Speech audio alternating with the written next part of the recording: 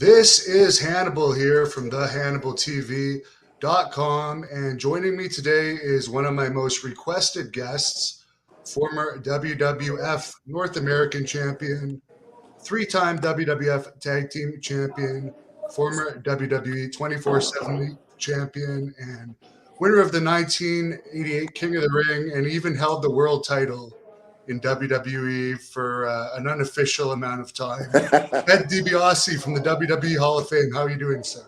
Hey, thanks for having me on, man. Good to be here. To start this off, I guess you were adopted by Iron Mike DiBiase, and he passed away in the ring.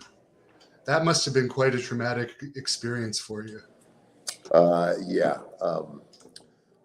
Mike came into my life when I was 15 years old. 5 years old. He and my mother got married. My mother, there's a lot of guys. I've got a lot of friends that, came from wrestling families where, it's just like, Bob Orton and the Funks and everything. Their dads were wrestlers, but not too many of them can say that both of their parents were wrestlers. Both of my parents were wrestlers. That's how they met. My mother's wrestling name was Helen Hild, and that's how they met. And he became dad, and he had us. He was not only respected as a great professional, but he had an unbelievable amateur career. He wrestled in the Navy. While he was in the Navy, in 1946, he was the AAU National Heavyweight Wrestling Champion.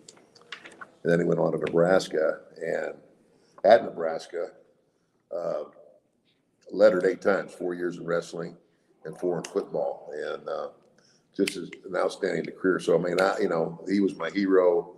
He's the guy I looked up to and wanted to emulate.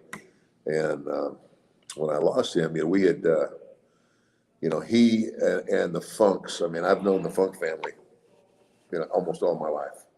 And Dory Funk Sr. and my dad were very good friends. And they had one of the longest wrestling matches in history, a 3-hour and 20-minute Texas death match. And anyway, I went back.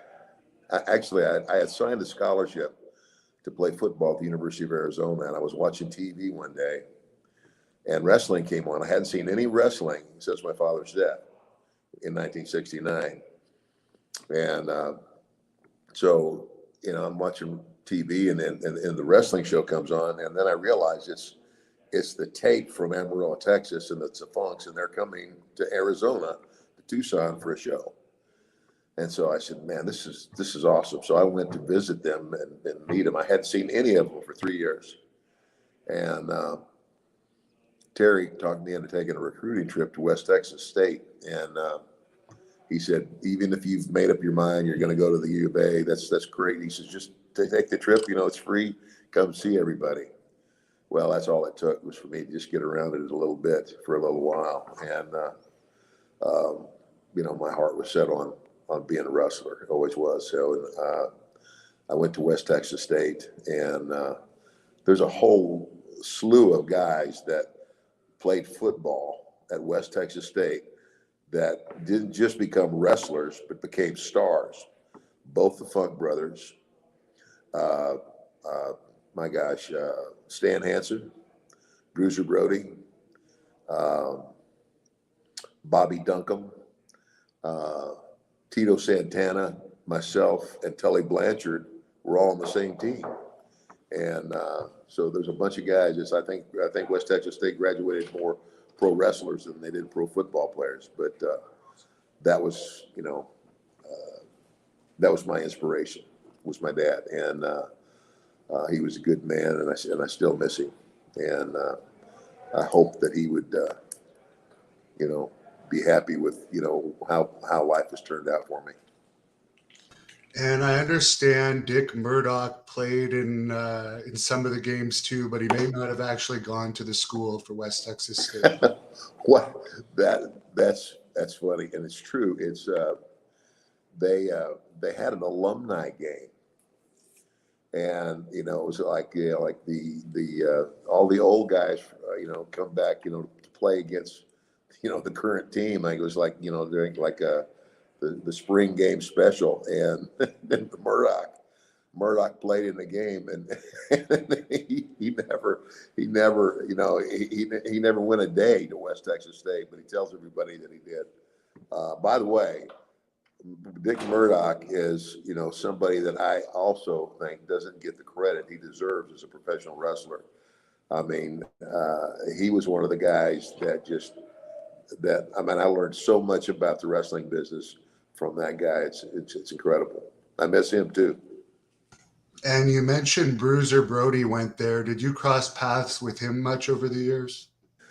When I first started, what's funny is I remember the summer of '75 is I was going to try it out. I was going to see if I really wanted to wrestle. I had the previous summer. Now this is the summer between my sophomore and junior year in college. I refereed for the Amarillo territory, and so now it's the summer between my junior year and senior year. And I went down and because Dick Murdoch said, hey, I think I can get you booked. Bill Watts will book you, and you can get your feet wet in the business this summer. And so that's what I did. And that ended up being a big mistake because I never went back to school. That was the summer of 1975. And I now forgot your question. I better guess you ran into Brody during that time. The first trip I made, I flew into Shreveport, Louisiana, and my first road trip. I jumped in the car with Bruiser Brody. Just met him then, and I think we went down to Alexandria for a show that night, and then back up to Shreveport. And so I met him right out of the gate, and of course he and Stan Hansen were a great team. They were a great tag team and good friends, over in Japan. And then when Brody jumped ship and left all Japan and went to New Japan, Stan came to me and he said, hey, Brody's jumped ship. He's going to the other company, and he says, I need a new partner. Do you want the job? And I said, absolutely. That was a big break for me too. Now, I understand when your father had that issue in the ring, Harley Race actually was the guy that came in and tried to perform CPR. And I know he had to do with training your sons, and you guys are very close. Could you share any stories about him? Yeah, I loved Harley Race, and that's the truth. The night my dad died, it was Harley who ran out to ringside and tried to save his life. Performed artificial respiration on him, and kept him basically alive and with a heartbeat until the ambulance got there. And I know Harley was very mad because he felt like the people that came to pick him up, it was almost like this is another wrestling show thing, and they didn't think it was real until they got there. And he said, I could see the look of, oh my God, this guy is really dying on their face. And so, he shared all of that with me, and went with him, in the ambulance to the hospital, and they just couldn't save him. He brought his wrestling gear, his wrestling bag, to me the next day. Ever since that, and then when I started that summer, the summer of '75, one of the first trips I made was to El Paso. El Paso was one of the wrestling towns in the Amarillo territory at the time, and Harley was there. It's the first time I had seen him, since my father died, and we just picked up where we left off, and he was somebody who helped a lot too. I mean, in terms of things that I learned from him. I asked him a lot of questions, and he was great to help me. And as we went along, I remember him telling me, he he said, kid, he said, you're gonna be good. He said, I can tell already you're gonna be good. You're gonna do real well. And he says, and maybe one day you'll wear this belt. And that was, of course, the NWA World Championship. And the closest I got was I think remember Terry Funk called me and he said, Teddy, he says, there's 3 names in the hat: Dusty Rhodes, Ric Flair, and you. And as it turned out, Dusty got it, Rick got it, and somehow I didn't. Well, and I probably know why I didn't, because I spent the better part of the first 12 years of my wrestling career wrestling for Bill Watts. And Bill Watts is one of the most brilliant promoters. I mean, his knowledge of wrestling, I didn't realize how fortunate I was to have started under him, because I learned a whole lot about this wrestling business from Cowboy Bill Watts. And Bill Watts learned it from a guy named Eddie Graham, and Eddie Graham learned it from Dory Funk Sr. So, there's a lot of history there. Yeah, I actually just interviewed Eric Watts not too long ago, and he shared a lot of good stories about Bill. Do you have any memories of the fan attacks in that territory? Because the fans were very rabid and passionate. Oh gosh. I mean, yeah, you had to be, it's called the quiet heat. It's like it, and I've only seen it a couple of times personally, and it's when the fans get so mad and they're so angry, they get quiet, and it's kind of like it's kind of like the calm before the storm. It's like they get quiet, and then they start coming in the ring, and I think the only time I experienced it, I mean, of course, I wasn't in the match. I can't remember who was in the match, but I know that both dressing rooms had to unload and hit the ring, and it was a melee for a while until they got order. So yeah, they call it quiet heat. So How was the Junkyard Dog to work with back then? JYD was one of my best friends. He and I became very close. And again, to Bill Watts' credit, Bill Watts is the first wrestling promoter to ever feature as one of his premier stars a black guy, and it was JYD. And the dog was a great guy.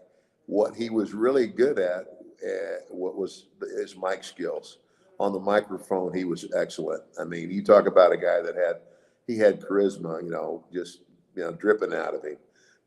In the ring, he wasn't it's kind of like, he wasn't as technical. He wasn't as gifted there. He needed somebody to lead him, but nonetheless, he was very good, and we made a lot of money together.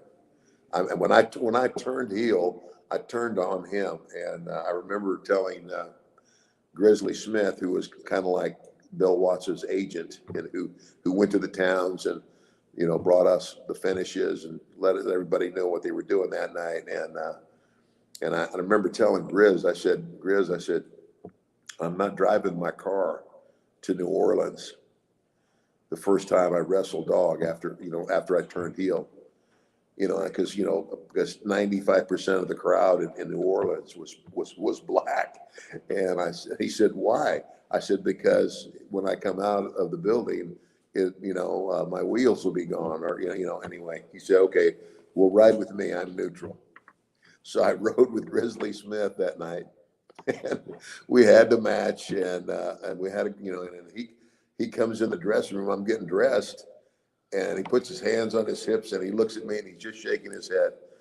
And I said, Grizz, what's wrong? I said, was something wrong with the match? He said, no, dang it, the match was great. I said, so what's wrong? He said, they slipped my tires, all 4 of them. So they punctured all of his tires just because he rode with me. Because I rode with him. So, the wrestling fans back then took their wrestling pretty serious. And you did have a run in WWF back in 1979 where you held the North American Championship, which I guess went on to be unified into the Intercontinental Championship. Any memories of that? Yeah, that was my first trip to New York, and they brought me in as the North American Heavyweight Champion, and I mean, introduced me that way. Then I can't remember just who it was I was talking to. It might have been, it was Chief Tate Strongbow or one of the agents, and I just happened to tell him. And this is after a few weeks of me, walking out and being introduced as the North American Champion. I said, Cowboy Bill Watts, his main champion down in Mid-South is the North American Heavyweight Champion. They didn't know that, and so that was the deal where, they just made up this story that, so Pat Patterson, when Pat Patterson came in, I dropped the North American title to Pat Patterson, and then they made up the story that he went off to this big wrestling tournament in Rio de Janeiro, and all the champions put up their belts, and whoever came out the winner was the Intercontinental Champion. That's how they changed the name of the belt. And of course, you had Hulk Hogan's first match in WWF back when he was still a heel in Madison Square Garden. Any memories of that? Yeah, well, that was great. I mean, that was it was actually my last match.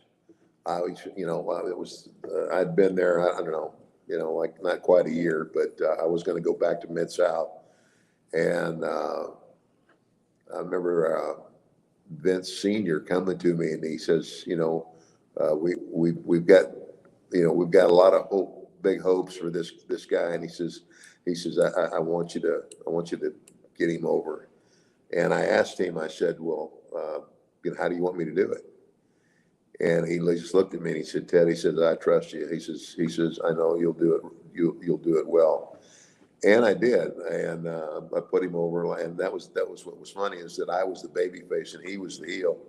And afterwards, the Hulkster, he thanked me, and he told me then, he said, you don't know how much I appreciate this. He says, I owe you one. And then I saw him again. It wasn't, I can't remember it, so he goes on to become this big star. And I saw him somewhere else, and the next time I saw him, he looked at me and he said, I still owe you one. And so then, of course, when I went back to work, for them in '87, that time when I saw him, he says it's payback time. And of course, the rest is history. And for fans that don't know, I mean, I've wrestled a bit. Your first match in the territory is so important. And if you had somehow blown that for him, it could have ruined his whole run. Yeah, that's correct. Gregory has a question for you. What are the advantages and disadvantages of using your real name as a wrestler? Well, I've never known anything else. I mean, there's a lot of guys that don't use their real names. Of course, when people see you, they recognize you. So whatever name you're using, that's if it's not your real name, that's what they're going to call you anyway. And so to me, there's it's never been an issue. I mean, my dad used his name. I use our name. Maybe now, of course. Vince Jr., once he took over and everything, a lot of the guys, he owns the $1 Million Man name, but he can't own Ted DiBiase. He can't own my name. And so that's one advantage for sure. And, so that has enabled me to do a lot of things that otherwise might not have been able to do. Just because of that, their ownership. I don't have to go to them every time that somebody wants me to do something and say, hey, can I do this? Or am I gonna get yelled at for using my name? So to me, it was just always an advantage.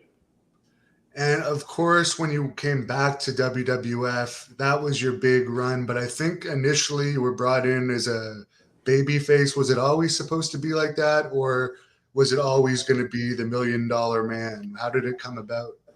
Well, no, no. Well, when I went to New York, yeah, the first time, I was a babyface, and that was and I was working, of course, for Vince Senior, and that was in '79. And I, if you looked at me back then, I mean, oh my gosh, I mean, today I was signing pictures. I've got this one, the cards, like the little cards that all the kids get, like the baseball size cards. I signed a bunch of my cards today with the very first picture I ever took. And I mean, gosh, you know, I looked like a baby. So, I mean, like, I don't think anybody would have believed me as a heel had I tried to be a heel, that first time around. So how did they approach you the second time when they brought you in and when they recruited you? Did they tell you about this character? Well, yeah, I mean, when I had, I had, I had a great deal come up for me in Japan. Stan Hansen and Bruiser Brody had been the hottest ticket in all Japan pro wrestling as far as what the gaijin, the foreigners. Stan and Brody were that they were top, and Brody left All Japan and signed on with New Japan, which back then was unheard of, because the Japanese are so into loyalty, that type of thing. And anyway, so Stan came to me and he said, "Look," he says, "Brody's going to the other side." And he says, "I need a new partner. Do you want the job?" And I said, "Are you kidding? Are you, yeah, like, is a pig's butt pork? Come on. Of course. Thank you. I'll take it." And so, I became his tag team partner. And, so I donned the chaps and the vest, and I didn't get a hat because they don't make them that big. uh, and and we had a good run, but the run didn't last that long because this opportunity to go to work for Vince McMahon and the new WWF, came along. And, I remember having to go to, Giant Baba and tell him, as much as I appreciated what he'd done for me, that the opportunity to go to the WWF, it was one that, that I couldn't pass up, because if I was going to stay relative in the wrestling world, that, there wasn't any place else to go then. And everybody understood that. And so did Giant Baba. And he just told me, he said, "The door is open. Anytime you want to come back, we'll be here." And so I was grateful for that. And that's pretty much it. What was funny was, Bruce Pritchard, who I've known for a long time, he used to work for Paul Boss down there in Houston. And we were standing in the back of the Houston Coliseum one night, and he told me, he says, "Look, I'm going to," and I was fixing to go to Japan. And he said, "Look," he said, I'm going up to New York next week to see about getting a job." And I said, "Well, just, throw my name out there and, see if anybody says anything." And so I go to Japan, and, it's like about this, I don't know, the first weekend of the tour. And I come back to the hotel, and there's a message for me. It says, "Call Bruce Pritchard ASAP." And so I called Bruce and I said, "What's up, man?" And he said, "Well, two things have happened since you left." He says, "Number one," he said, "when you go back to Mid-South, Bill Watts is no longer your boss. Jim Crockett is, because Bill just sold Mid-South to Jimmy Crockett." And he said, "The other thing is, don't you dare sign a contract with Jim Crockett until you have an opportunity to speak with Vince McMahon, because he's extremely interested in you." And of course, the rest of is history. Now, they did put you with Virgil, who has had some health problems and money problems lately. Do you still stay in contact with him? And what do you think about all that, all those issues, unfortunately, with him? Well, I don't have anything against Virgil. He was a nice enough guy. We never, and it was kind of like, it was a business relationship more than anything. Virgil had a way of it was kind of like he would make stories up sometimes when it was easier just to tell the truth. I mean, that's the nicest way I can say that. And I know that he's probably had some issues. I didn't know, again, I'm here for this wrestling gig and signing autographs, and somebody else was telling me that, that his health wasn't good and what have you. And so I've never done a whole lot with him because of some of the things that he has done to himself, if you understand what I'm saying, and made it where people don't want him to come. And I guess, you get in a desperate situation, situations, and I guess desperate people do desperate things. But now that I'm hearing again that he's in poor health and what have you, I said, I can't remember who it was I was talking to, but I said, I wouldn't, I'd be okay. I'd be okay, if it will help him out, and somebody wants to book us, as a team to sign autographs, I'd be happy to do it. And I mean that. He says he was a school teacher. Do you believe that? Because some people have said they've actually researched into the school where he said he was a math teacher and there was no record of it. Yeah. I mean, that's what I'm saying is that he would, he made things up.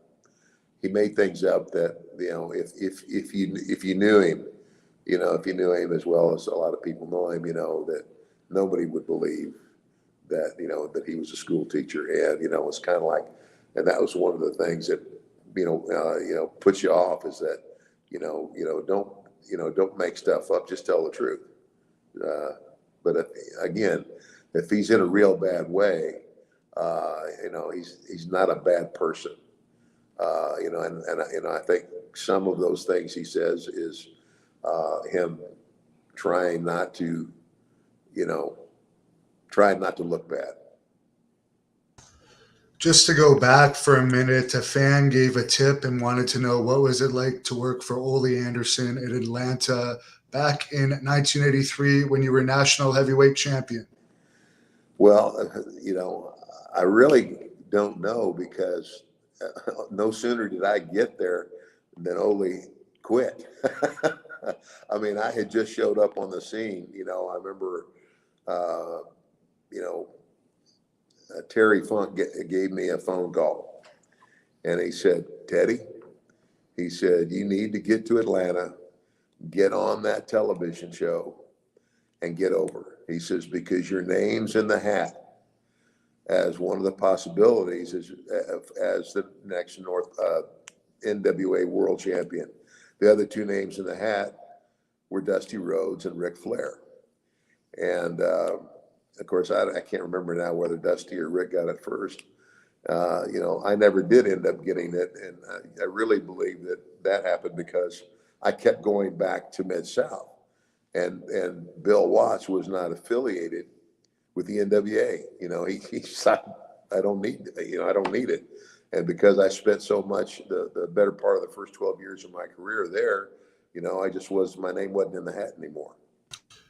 Yes, and I've actually heard several people confirm that story, that your name was in the hat for that. Many fans would like to know about the making of the $1 Million Man vignettes that are so well remembered. Well, I tell everybody, I said, if Vince McMahon could be a character in his own show, he'd have been the $1 Million Man. This idea was a Vince McMahon original. It was Vince's personal idea. And I remember when I went in and had that conversation with him, he said, Ted, he said, in wrestling, there's there's the good guys and the bad guys, but there's different kind of heels. There's, excuse the expression, but there's what we call the chicken shit heel. The guy who can actually wrestle, but he doesn't need to cheat, but he cheats anyway. And then when he gets confronted, he starts begging off. And he said that's probably the best type of heel there is, because people never get tired of seeing that guy get his butt kicked. And I agreed with him. I said, and that's the heel. And then there's always the tough guy heel, and that's just a harder way to go. And so I fit into that mold. I mean, in this character. So but he told me, he says, we are going to do everything we can to make the public believe that you're really this guy. He says, you're going to fly in first class. You're going to have limousine service wherever you go. And he said, and you're going to be making better money than you've ever made. And I expect you to stay at the finest hotels. No more Holiday Inn and Red Roof Inn. He said, the Hilton, the Marriott, and Hyatt. And I said, well, it's a tough job, but I think I can do it. And pretty much that's how it was presented to me. And then we went out again with Bruce Pritchard was on site with me when I did all those. He was the producer of all those vignettes that Vince wanted. Me kicking the kids out of a swimming pool and kicking the honeymoon, taking the honeymoon suite away from a honeymoon couple. And I don't know, probably the one thing that we did that was on live television that I hear more about than anything I did was, they said, did you really kick the ball away from that little kid dribbling the basketball? And I said, yes, I really kicked the ball away. But what you don't know is he really got the money. So it was a work, of course. And of course, Rob Van Dam, you did the vignette with him as well. Did you ever talk to him about that after the fact, all these years later? He and God bless him, man. He's become a big star in his own right, and he was from way up. I can't remember, way up in North Michigan. I can't remember where, just exactly. Battle Creek. Battle Creek, I think. Battle Creek, and he tells me the story, and I did that. I mean, I did that every night, so I kind of remember it and I kind of don't, but the bottom line is that, what he, where he went from there was, outstanding. I mean, God bless him, he's become his own star. And so, it's kind of like, every now and then I'll see him and I go, well, hey, Rob, I said, I still got another foot you could kiss. And he says, the price has gone way up. There's a fan on here that says his favorite pro wrestling angle ever was you against Jake for the $1 million belt. The matches were epic. Do you have any memories of those? Oh yeah. I tell people all the time, that they go, what was your greatest match? I mean, my gosh, I wrestled,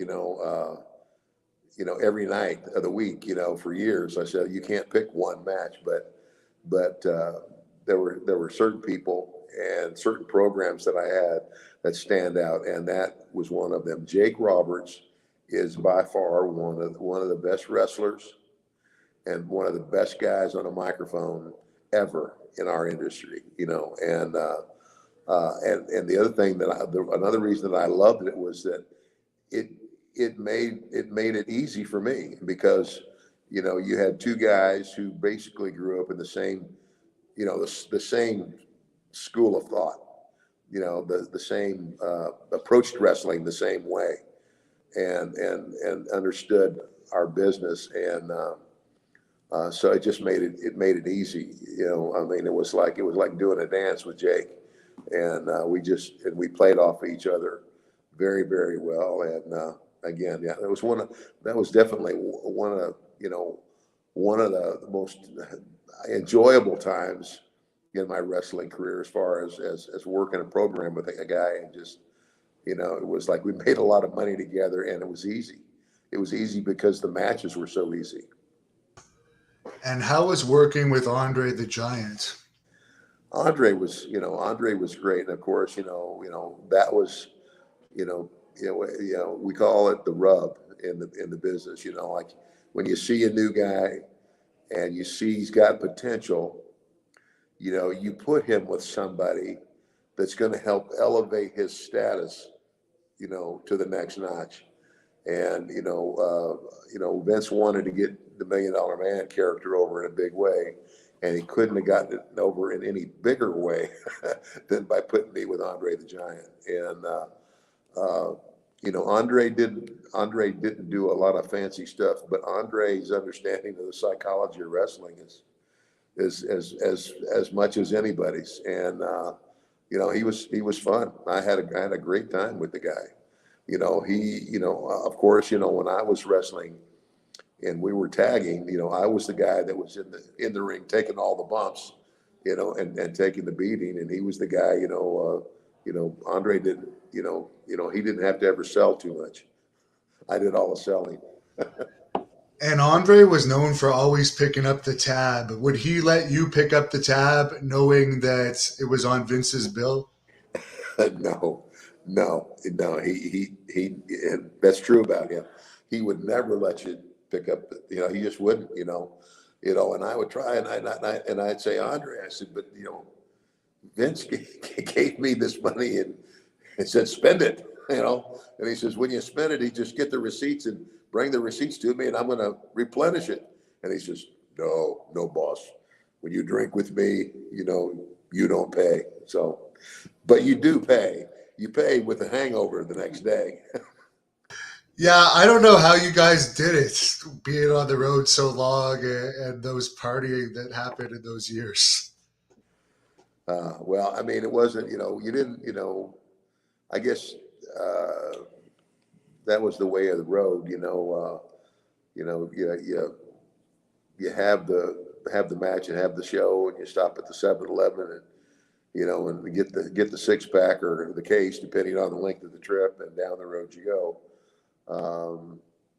And by the grace of God, not too many guys, got into accidents and got into any trouble, but it was just, it was just the way of the business. And like not every, you weren't getting, it wasn't a bunch of drunks going up and down the road either. So, it was just what you did, especially when you were able to, when you didn't have to get in the car and go, too far down the road, or if you didn't have to go down the road at all and you stayed over, that's when all the serious, I guess, drinking happened. Mike gave a tip and wants to know if you have any thoughts on Matt Bourne, who you probably knew better in Mid-South than WWE. Matt was a very good wrestler. He's a very good hand. He's just a different type of guy. I know that now somebody who is a dear friend of mine, Hacksaw Jim Duggan and Bourne, almost came to fists. I mean, in the dressing room, and thank God we pulled Jim off of him, or Bourne better got hurt and beat up pretty bad. But I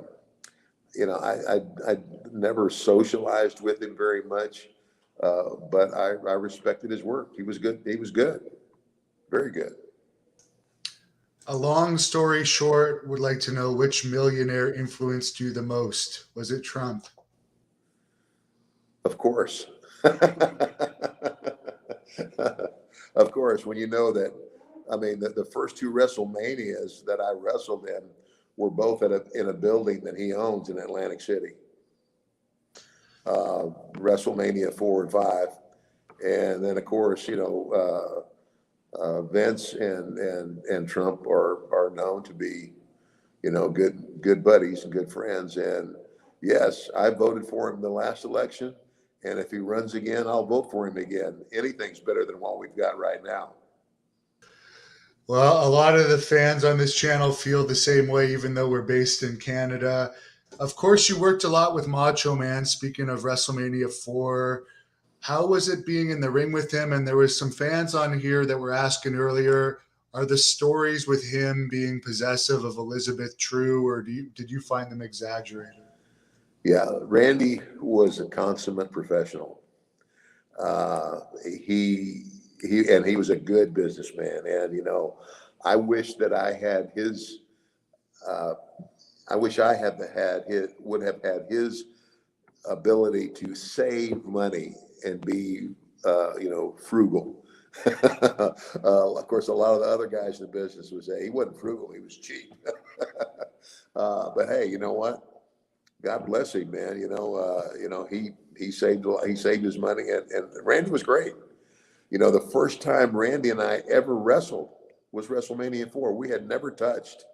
And that match, the main event at WrestleMania 4 that we had, was the first time we had ever been in the ring together. And of course, we went on and had a lot of other matches after that. But I respect his. I always respected his work and he mine. And yeah, was he pretty possessive of Elizabeth? Yeah.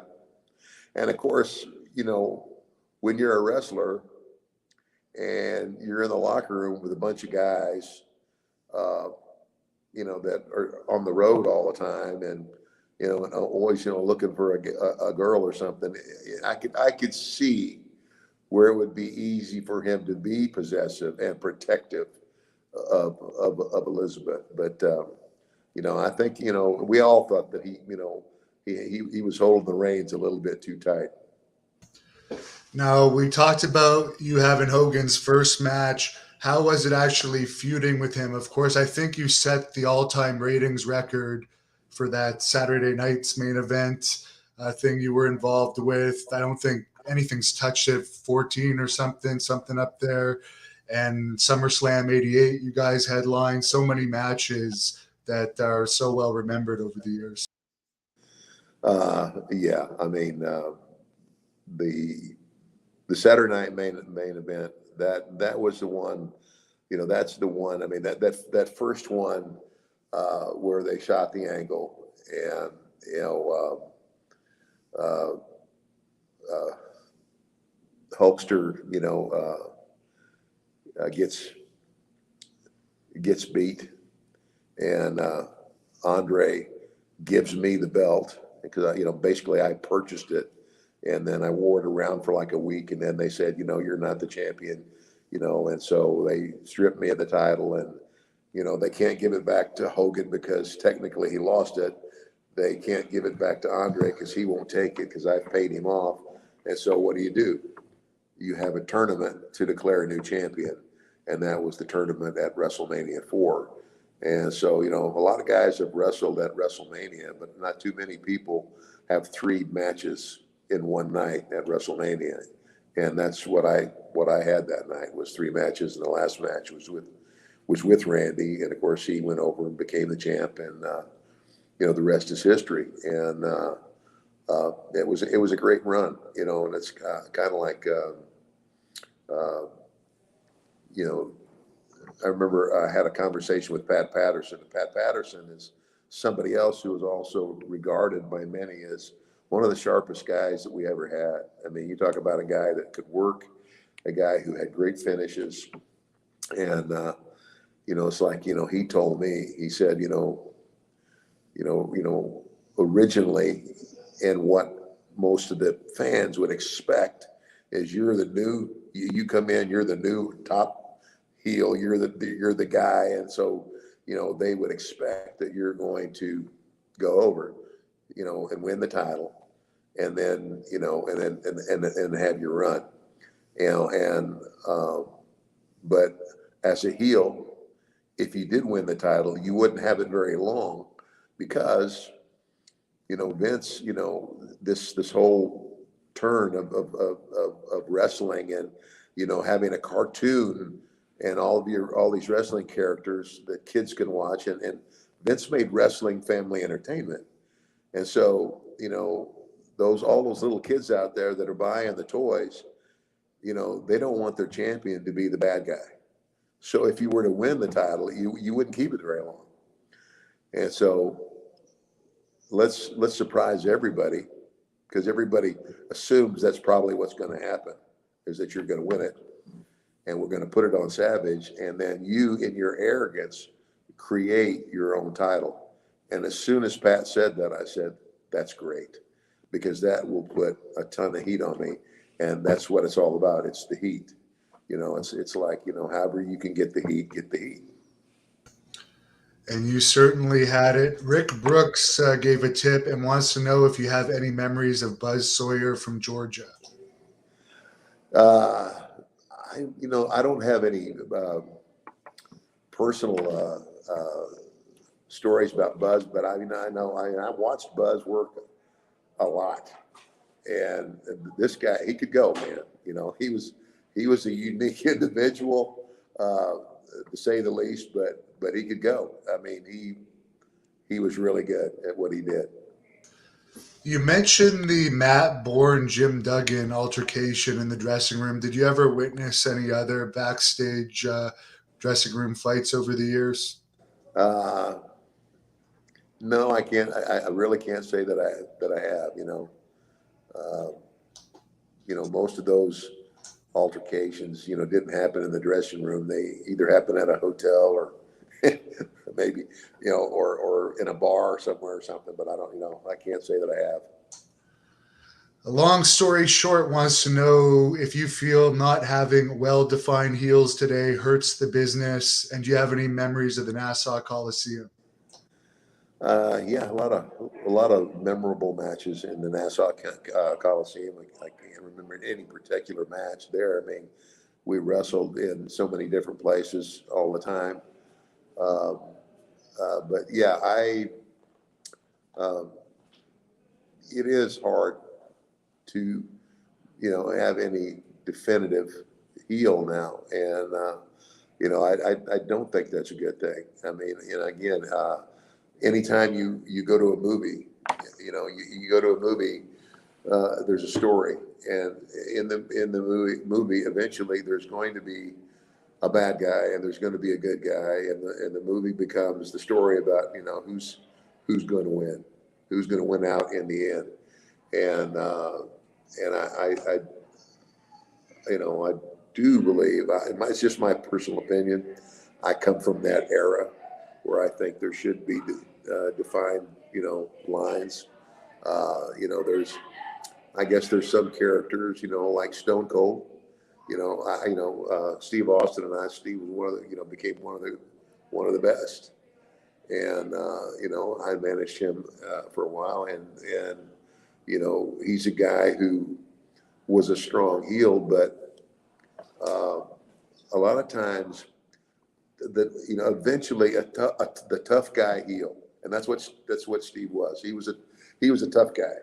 My type of heel, like I said before, the cheap, what we call, again, excuse the expression, the chicken shit heel is the best kind of heel to be, because you never get tired of seeing him get his butt kicked, because he runs his mouth all the time. Yeah. And in fact, he can wrestle, and he really is good, but he just cheats every opportunity he can, and then lies about it.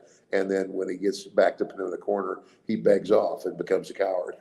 So you never get tired of seeing that heel get beat. And but I do agree that today it's hard to tell sometimes. And I don't know. I'm not there anymore. But it's kind of hard for me to watch much anymore, because I feel that way. I feel that way. It's just like, well, who's the good guy and who's the bad guy, and who's really getting over here. And as of course, the Ultimate Warrior, you were featured in his DVD with some pretty harsh remarks. I've heard over the years you softened up a little bit about him. What are your current feelings of the Ultimate Warrior now? Well, he was a guy, that in reality, there weren't too many of us in the business at the time when he was having his run. that cared for him because he didn't care for any of us. I mean, it was like he was pretty much a loner, and you couldn't tell him anything. He never really learned how to work. It's kind of like once you saw him one time, you saw him. There was nothing they knew. He would shake the ropes and run to the ring and crisscross and back and forth and pretty much beat his opponents up and go on. And they're just it's hard to like somebody that is not interested in being a part of the troupe, and that was him. He just wasn't, he was a loner, and so it was hard to like him, especially when you're having to work with him and trying to do business with a guy who's not really interested in you. He's just interested in himself, and that's who he was. And if you ask 100 wrestlers, 99 of them would agree with what I just said. Well, Sid, who you managed, actually said something similar, and that's why he left the WWE the first time, I believe, was because there was issues in the match. But a lot of people have different experiences. But as far as managing Sid, how was that experience? Sid, now there's a character for you. Sid and I got along.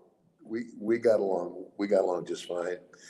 We did, and it was kind of like, I think that Vince put me with Sid. Well, I don't think, I know. He said, "I'm going to put you on the road with this guy." He says, his words to me was, "Help him keep both oars in the water." That's the best way I can describe it. Was trying, but I had no issues with Sid. He's a unique character in and of himself, but he was a good hand too. He was a good heel. Do you think he ever reached his full potential? I don't not, maybe not. John would like to know if you enjoyed your NWO run. I think we might need a part 2 to get into more details of your career down the road, but maybe you could briefly go over your jump to WCW. Yeah, when I went to WCW,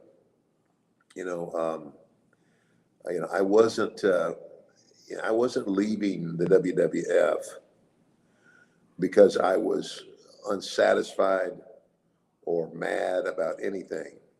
This was more about what was going on personally in my life. My wife and I had nearly broken up. I came close to being divorced, and that largely due to my own stupidity. And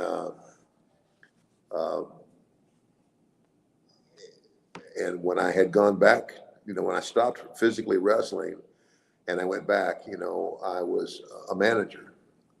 And so managers weren't required to go on the road. They were just at TV. They did the TV shows and they did the talking for whoever they represented. And so they didn't have to go on the road. Well, then Vince decided he was going to put me on the road again, like with Sid and whatever. He kind of like he had said, "I want you to help keep this guy's oars in the water." And hindsight being 2020, I probably should have gone to Vince and had a conversation with him and explain how I felt about it. But I didn't do that. And later I did.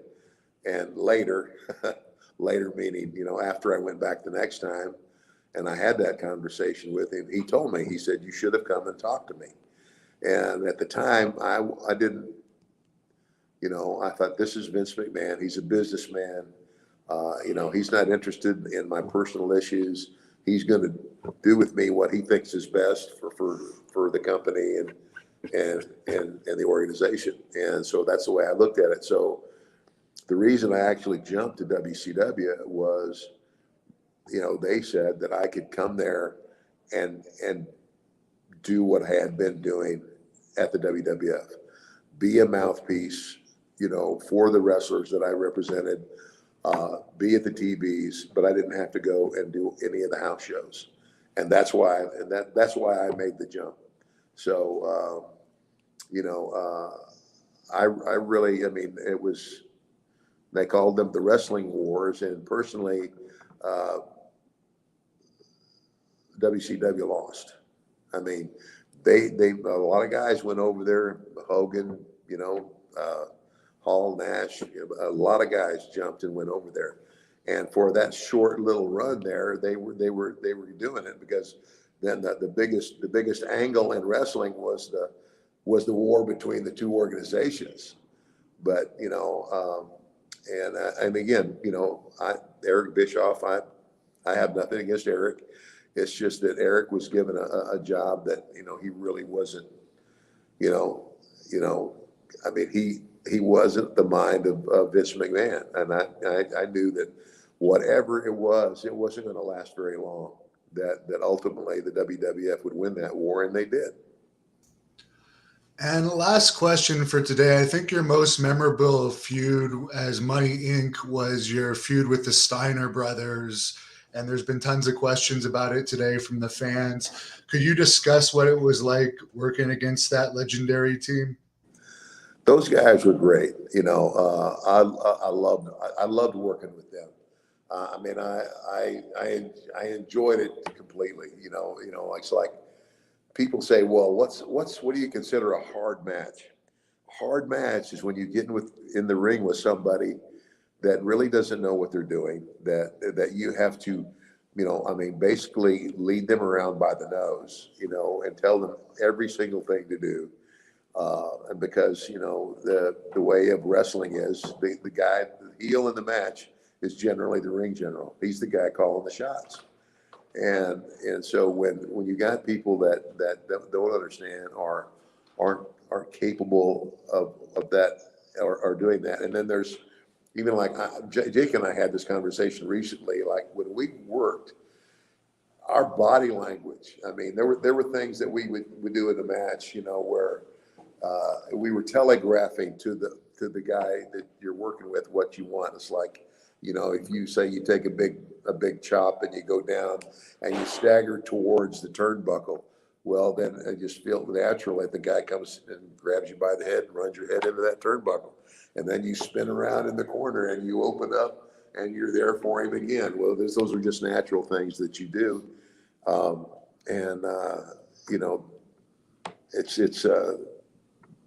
So what makes a match hard or what makes a match easy is the key. And the Steiners were great. They were no complaints at all, and a high energy. Oh my gosh, a lot of it. Do you find it weird that Vince isn't giving Braun Breaker the Steiner last name, or you think it's just a matter of they want to own the last name? Because it's weird that they'll bring Rick Steiner there to manage him, but he's got a different last name. I don't know. I don't even know anything about that. Okay. Where can fans follow you on social media if they want to look you up? Okay. MillionDollarMan.com is one place. And of course, I don't know how many of the fans know that I'm a minister now, but I also have, Ted at Heart of David Ministry.com, heartofdavidministry.com. That's my ministry. And, who would think that the $1 Million Man would end up going that way, huh? Hey, everybody's got a price, and Jesus paid the price for me. What brought you into that? Just like you always had a connection, or you kind of? I've been a believer most of my life, and but during my years as a wrestler, and again in particular in the WWF, going from traveling mostly by car to now traveling in Learjets and limousines and reaching a level of recognition and stardom that I never thought I would have. I let it go to my head, and was an idiot and did stupid things. And of course, that all came to a head in '92. I very nearly lost my wife and my family. And having survived that, it just brought me back around to the reality that there's no relationship in my life that's more important than my life with Jesus Christ, my relationship with him. And but I never in my wildest dream thought that it would one day lead me to be basically, I guess you would call my ministry evangelism. So because I go to I speak at a lot of men's groups. I like Tully Blanchard, I speak in a lot of prisons when I have the opportunity, and I speak in a lot of churches as well. And I tell my story. That's basically what I do, and God does the rest. Well, I appreciate you coming on. I hope we can do a part 2 sometime down the road, because we only scratched the surface. And I'm wondering if you could finish this off with your catchphrase and laugh, because people have been asking for it. As everybody knows, everybody's got a price for the $1 Million Man. Thank you for watching the Hannibal TV. Please help me out and like this video, then click the subscribe and get notifications buttons so you don't miss any of my latest shoot interviews, match videos, or news updates. Follow us on Facebook at the Hannibal TV for more live streams and videos. And while you're at it, follow us on Instagram and Twitter at the Hannibal TV.